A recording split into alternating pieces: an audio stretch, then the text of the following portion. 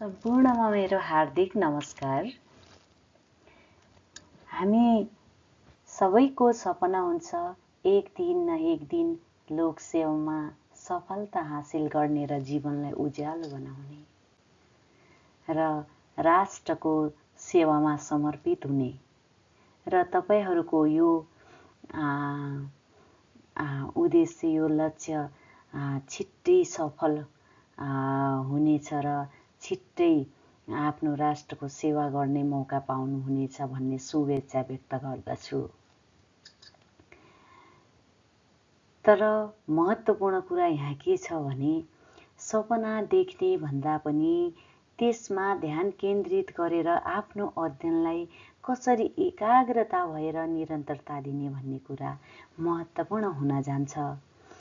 र म तपाईहरूलाई लोकसेवा तयारीमा ध्यान केन्द्रित गर्ने महत्त्वपूर्ण 7वटा टिप्सहरूको बारेमा यहाँ मैले बुझेको र मैले अनुभव गरेको र यस्ता एकदमै राम्रो पोजिटिभ उपायका बारेमा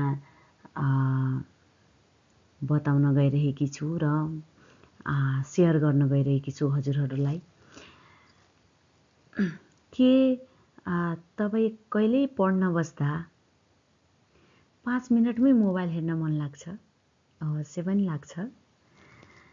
वा मन त पढाइमा हुन्छ तर ध्यान अन्तै भौतारिरहेको हुन्छ।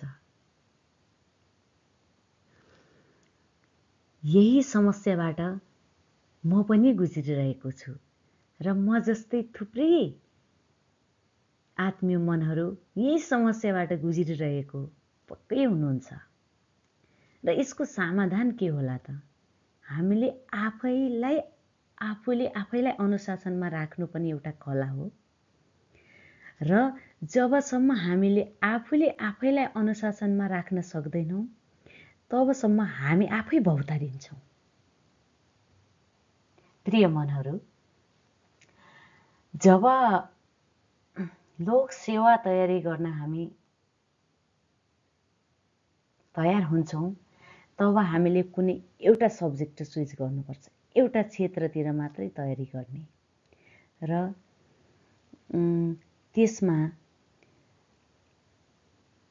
ध्यान केन्द्रित गरेर आफ्नो तयारीलाई बढाउने। एकजना विद्यार्थीले मलाई भने, मैले लोकसेवाको सारा किताब पढेँ तर यादै रहँदैन। ल हेर्नु त, त्यो विद्यार्थीले मलाई के भन्यो भने, मैले लोकसेवा सम्बन्धी सारा किताब पढेँ तर के गर्नु यादै रहन्न। म मुस्कुराएर भने, पढाइ होइन, ध्यान कमजोर छ। त्यसपछि मैले उनलाई 7वटा उपाय बताए जुन आज तपाईहरूलाई पनि सेयर गर्न गइरहेको छु। ध्यान दिनुहोला। शुभ होस्, मङ्गल होस्, जय होस्।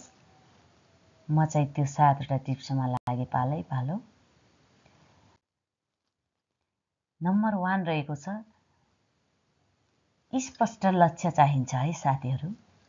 स्पष्ट लक्ष्य बनाउनुहोस्। कुन पदका लागि तयारी गर्दै हुनुहुन्छ, कुन विषय कमजोर छ, त्यसको स्पष्ट योजना लेख्नुहोस् र फलो गर्नुहोस्। के पढ्ने भन्दा पनि किन पढ्ने भन्ने उत्तर आफैले आफैलाई दिन सक्नुपर्छ। गाइज, के पढ्ने भन्दा पनि किन पढ्ने त भन्ने उत्तर आफैले आफैलाई दिन सक्नुपर्छ है। अध्ययन तालिका बनाउनुहोस्, स्टडी शेड्युल बनाएर पढ्नुहोस् र दैनिक 3 देखि 4 घण्टा निश्चित समयमा पढ्ने बानी बनाउनुहोस् सकेसम्म। तर मेरो आफ्नो त्यो गति छैन, तर मैले जानेको कुराहरू हजुरहरू सिक्नुहोस्। मैले सकेसम्म म पनि फलो गर्ने प्रयास गर्नेछु। बिहानको समय 5 देखि 8 बजे एकाग्रताको लागि उत्तम हुन्छ भन्ने गरिन्छ र त्यो समयमा सकेसम्म उठी बक्सिनुहोस्। र टिप्स नम्बर 3, सानो सानो लक्ष्य राख्नुहोस्। एकैचोटि ठुलो लक्ष्य राख्यो भने हामी चिन्तित हुन्छौँ, बोरिङ हुन्छ, हामी डराउँछौँ, आत्तिन्छौँ, भौतारिन्छौँ। तसर्थ हामी सानो लक्ष्य राखौँ।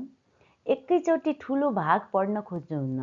पढ्ने कुराहरू सानो सानो टपिक विभाजन गरेर पढ्ने गर्नुहोस्। सानो टपिक पुरा गरेर सफलता महसुस गर्नुहोस्। यसले मोटिभेसन बढाउँछ। मोटिभेसनल भिडियोहरू हेर्ने बानी बसाल्नुहोस्। यसले सेल्फ मोटिभ गराउँछ। र टिप्स नम्बर 4 रहेको छ, मोबाइल र सोसल मिडिया नियन्त्रण गर्नुहोस् सकेसम्म।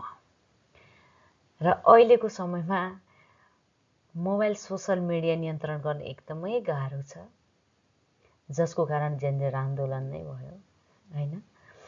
पढ्ने समयमा फोन साइलेन्ट मोडमा राख्नुहोस् सकेसम्म। चाहिने नहुँदा टिकटक, फेसबुक स्क्रल नगर्नुहोस्। 15 मिनट 25 मिनट पढेर 5 मिनट ब्रेक लिनुहोस् बरु। र टिप्स नम्बर 5 रहेको छ, आफ्नो अध्ययन स्थान स्टडी इन्भाइरोन्मेन्ट सफा सरल राख्नुहोस्। कोठा सफा, चिटिक्क, शानदार, उज्यालो, शान्त वातावरणमा पढ्दा दिमागले राम्रो फोकस गर्छ। मैले चाहिँ त्यस्तो वातावरण कहिल्यै पढ्न पाएन है, बच्चासँगै पढेको। नियमित रिभिजन गर्नुहोस् र मनोबल उच्च राख्नुहोस्। असफलताबाट नडराउनुहोस्। असफलताबाट नै सफलता मिल्छ साथीहरू।